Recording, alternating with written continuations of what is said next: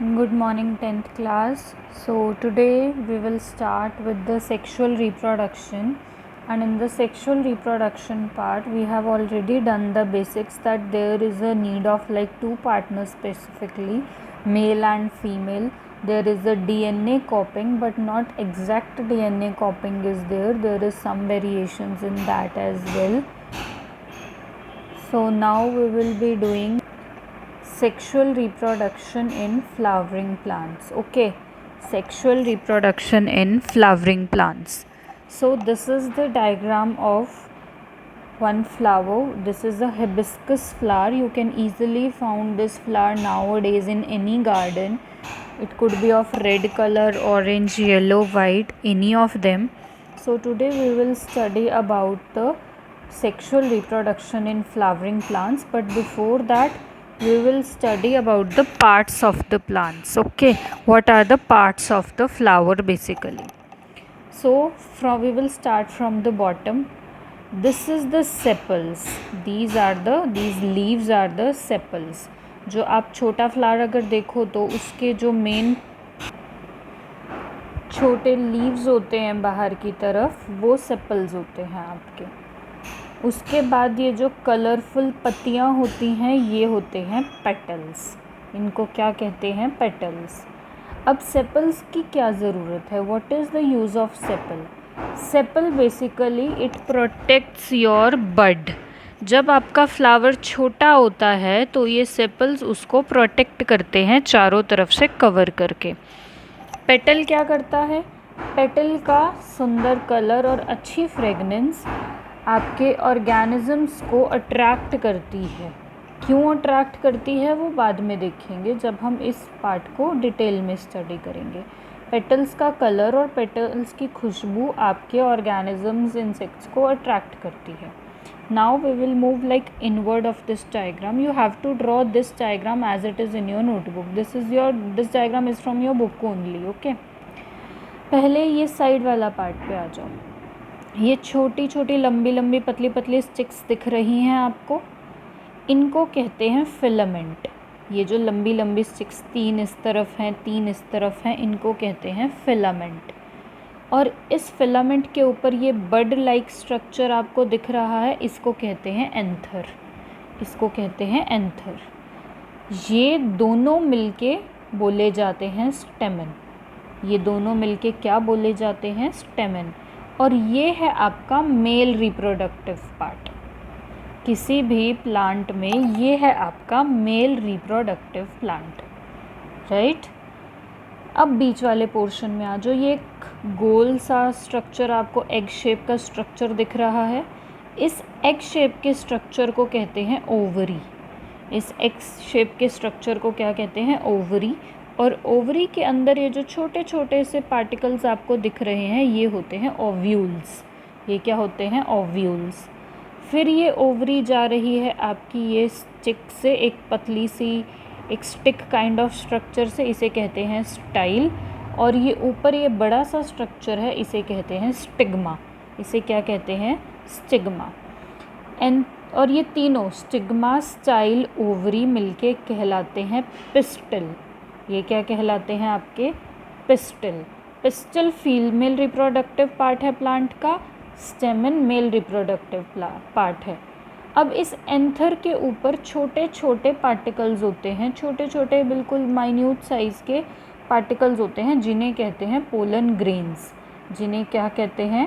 Pollen grains. Pollen grains आपके male germ cells हैं, mails के द्वारा दिए जाने वाले जर्म सेल्स हैं. ओव्यूल्स आपके फीमेल जर्म सेल्स हैं. ओव्यूल्स आपके फीमेल जर्म सेल्स हैं. ठीक है. आई होप आपको स्ट्रक्चर क्लियर होगा. स्ट्रक्चर में कौन कौन से कंपोनेंट्स आते हैं ये क्लियर होंगे, ये बात. अब बेटा नेक्स्ट पॉइंट ये है, क्या सारे फ्लावर्स ऐसे होते हैं? क्या सारे फ्लावर्स में ये सब होता है? The answer is no.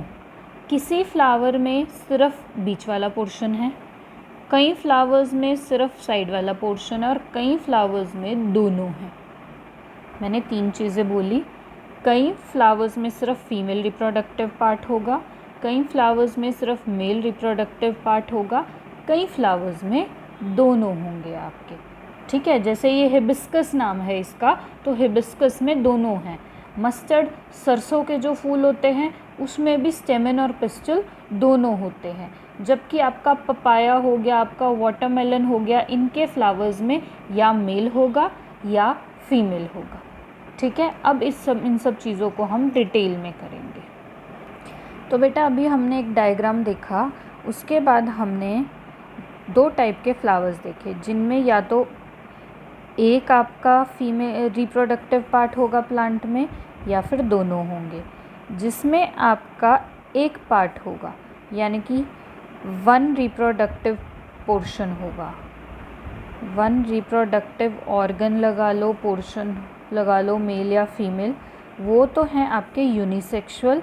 और जिनमें दोनों होंगे, बोथ रिप्रोडक्टिव ऑर्गन्स होंगे, वो है आपका बाइसेक्सुअल। ठीक है। इसमें आपके एग्जाम्पल आ गए पपाया, और यहाँ आपका एग्जाम्पल आ गया हिबिस्कस या फिर मस्टर्ड सरसों। अब होता क्या है, उसके लिए आप ये चीज़ देखो, ये वाला diagram. I will just decrease the brightness. Okay, look at this diagram. जो पोलन ग्रेन्स थे आपके एंथर पे, जो पोलन ग्रेन्स थे आपके एंथर पे, वो स्टिग्मा के ऊपर आके स्टिक हो जाएंगे। जो पोलन ग्रेन्स थे आपके एंथर पे, वो स्टिग्मा के ऊपर आकर स्टिक हो जाएंगे, और स्टाइल की हेल्प से, ये जो पतली सी ट्यूब है, ये देखो, ये पोलन ग्रेन स्टाइल की हेल्प से आपके ओवरी में जाएगा, प्लांट की ओवरी में जाएगा, और ओव्यूल्स के साथ जाके फर्टिलाइज हो जाएगा।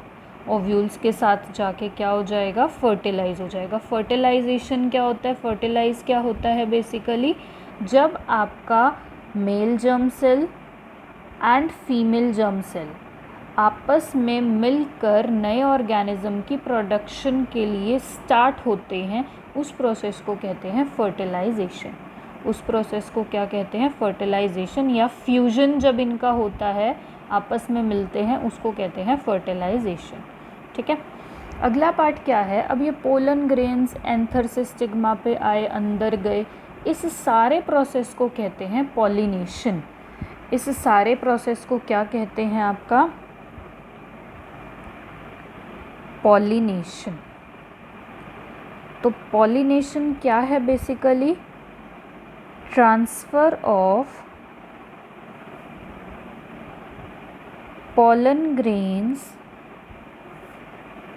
from anther to stigma by the help of external agents, by the help of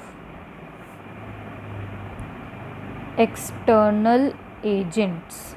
अब ये एक्सटर्नल एजेंट्स कुछ भी हो सकते हैं, विंड हो सकते हैं, प्लांट्स के सीड्स हो सकते हैं, आपके बर्ड्स हो सकते हैं, आपके इंसेक्ट्स हो सकते हैं, कुछ भी। अब मैंने क्या कहा था, पेटल्स का जो कलर है और जो उनकी खुशबू है, वो बेसिकली इंसेक्ट्स और बर्ड्स को अट्रैक्ट करती है, ताकि वो उस फ्लावर पे आके बैठें, उससे नेक्टर तो लें, नेक्टर लेते लेते, जिससे हनी बनाते हैं ये सब, नेक्टर लेते लेते या फिर उससे अट्रैक्ट होके उनकी बॉडी पे ये पोलन ग्रेन्स चिपक जाते हैं, और फिर वो जब किसी और प्लांट्स के पास जाके बैठते हैं तो उसके स्टिग्मा पे वो पोलन ग्रेन्स स्टिक हो जाते हैं। तो इसीलिए वो पेटल्स का कलर अट्रैक्टिंग होता है। ठीक है। अब पॉलिनेशन आपकी 2 टाइप की है, एक तो है सेल्फ पॉलिनेशन, दूसरी है आपकी क्रॉस पॉलिनेशन। एक क्या है आपकी सेल्फ पॉलिनेशन, दूसरी है आपकी क्रॉस पॉलिनेशन। अब समझो इसमें होता क्या है। मैंने कहा था कुछ प्लांट्स होते हैं यूनिसेक्सुअल, कुछ होते हैं बाइसेक्सुअल। जिनके पास दोनों रिप्रोडक्टिव ऑर्गन है, उनको तो किसी और फ्लावर की ज़रूरत नहीं है, वो आपस में ही एक फ्लावर के अंदर ही पोलन ग्रेन की ट्रांसफ़र स्टिग्मा पे कर देंगे, तो वो वाले कहलाते हैं सेल्फ पॉलिनेशन। मतलब बाइसेक्सुअल वाले जो हैं, सॉरी आपके, हाँ बाइसेक्सुअल, राइट, बाइसेक्सुअल वाले जो हैं वो आपके cross pollination, sorry self pollination करते हैं। क्रॉस पॉलिनेशन कौन करेगा, जिसके पास एक रिप्रोडक्टिव ऑर्गन है, तो वो करेगा आपका यूनिसेक्सुअल वाले। मतलब एक प्लांट जिसके पास मेल रिप्रोडक्टिव पार्ट है उसको अपने पोलन ग्रेन्स किसी अनदर को ट्रांसफ़र करने होंगे, एक फ्लावर से दूसरे फ्लावर पे जाना होगा, तो वो हो जाएगा cross pollination, one flower to another flower, one flower to another flower. और जहाँ विद इन द फ्लावर काम चल जाएगा, दूसरे फ्लावर की ज़रूरत नहीं पड़ेगी, वहाँ होगी आपकी सेल्फ पॉलिनेशन। क्रॉस पॉलिनेशन के लिए आपको इन एजेंट्स की ज़रूरत पड़ेगी, सेल्फ पॉलिनेशन के लिए आपको इन एजेंट्स की ज़रूरत नहीं पड़ेगी। ठीक है, अब हमने क्या पढ़ा? सबसे पहले होगी पॉलिनेशन, पॉलिनेशन के बाद होगी आपकी फर्टिलाइजेशन। फर्टिलाइजेशन को सीधे अक्षरों में लिखें तो fusion of germ cells, male और फीमेल के बेसिकली सेल्स का फ्यूजन है। फर्टिलाइजेशन के बाद होगा आपका ज़ाइगोट फॉर्म। फर्टिलाइजेशन के बाद क्या होगा? ज़ाइगोट फॉर्म होगा। ज़ाइगोट बेसिकली हमने लास्ट सेकेंड क्लास में किया था वो। ज़ाइगोट के बाद आपका एम्ब्रियो फॉर्म होगा। ज़ाइगोट के बाद एम्ब्रियो फॉर्म होगा आपका ओव्यूल के अंदर ही, इस पार्ट के अंदर ही आपका एम्ब्रियो फॉर्म होगा।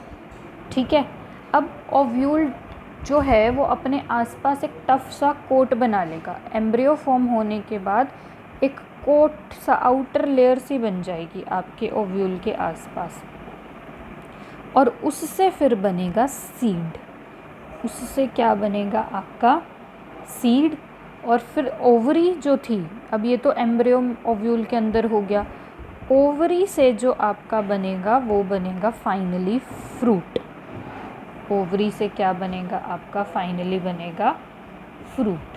ठीक है, जब ये फ्रूट बनेगा तब ये आपके सेपल, पेटल, स्टेमन ये सब ख़त्म हो जाएंगे और फाइनली आपको फ्रूट मिल जाएगा। सीड फॉर्मेशन हुई, seed contains the future plant. अब इसी के फ्रूट के अंदर जो ये सीड था वो आपको नया प्लांट दे देगा। तो ऐसे आपकी सारी फर्टिलाइजेशन होगी। सबसे पहले क्या हुआ? फ्लावर आया। सबसे पहले आपके पौधे पे फ्लावर आया। फ्लावर आने के बाद उसकी पॉलिनेशन हुई। पॉलिनेशन के बाद फर्टिलाइजेशन हुई। फर्टिलाइजेशन के बाद ज़ाइगोट फॉर्म हुआ। ज़ाइगोट के बाद एम्ब्रियो फॉर्म हुआ। एम्ब्रियो के आसपास कोटिंग बन गई, सीड बनना शुरू हुआ। फिर ओवरी ने फ्रूट का रूप ले लिया, और फ्रूट में सीड तो था ही, फ्रूट में से सीड बन जाए फ्रूट बन जाएगा, और फिर स्टेमन, स्टाइल, सेपल, पेटल्स ये सारे आपके गिर जाएंगे और आपको फाइनली फ्रूट मिलेगा, जिसके सीड से आप नया प्लांट उगा सकते हो। इस पूरे प्रोसेस को क्या कहा गया? जर्मिनेशन या reproduction in your plants. Okay, और अगर जर्मिनेशन का प्रॉपर डायग्राम आ जाता है तो बेटा ये डायग्राम ड्रॉ करके आना कि जर्मिनेशन का डायग्राम बनाओ, तो ये डायग्राम और अपना ये ऊपर वाला डायग्राम, ये दोनों डायग्राम्स बना के आना। ठीक है, so this is all for today. बहुत अच्छा टॉपिक है और बहुत इम्पॉर्टेंट भी है। ये कल समझाऊंगी क्या है ये सारी चीज़। ठीक है, अभी इतना ही। अपने दोनों डायग्राम बना लेना और जो जो आज समझाया है वो अच्छे से कर लेना। Clear? So this is all for today. Thank you so much.